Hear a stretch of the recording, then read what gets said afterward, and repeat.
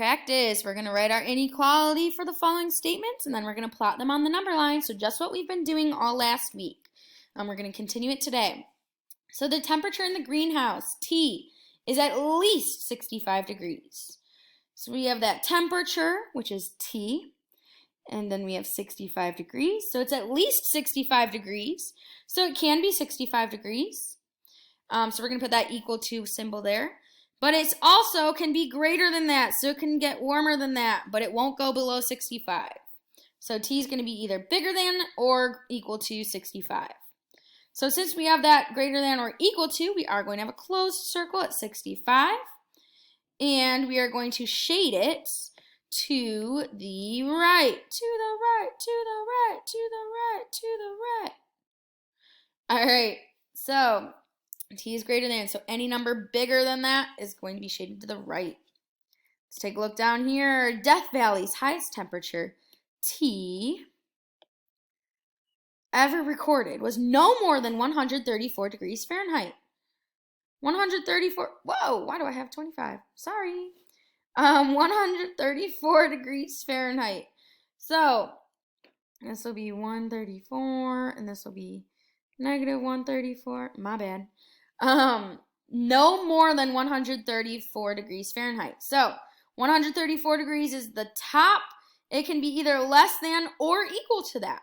So we are going to have that closed circle again on 34 or on 134, and we are going to shade it to the right. Oh, whoa, not to the right, to the left. My bad. It's not hotter than that, it's cooler than that, or equal to that.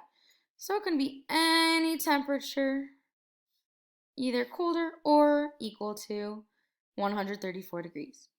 My bad, I apologize.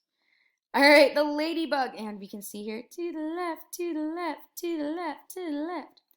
All right, the ladybug has 10 spots. All right, so no more, no less, just 10. All right, so spots, 10. Ladybug has literally just 10 spots, so it's going to be equal to 10. All we're going to do is just put, we're just going to put a closed circle at 10, equal to. It's equal to 10, that's it. So we're going to put that closed circle, no more than, no less than, exactly 10. Boom, plot it right there. All right, the Grand Canyon is at least 20 feet deep, so it can go even deeper. So our Grand Canyon, we have F for feet deep, and we have 20 feet deep.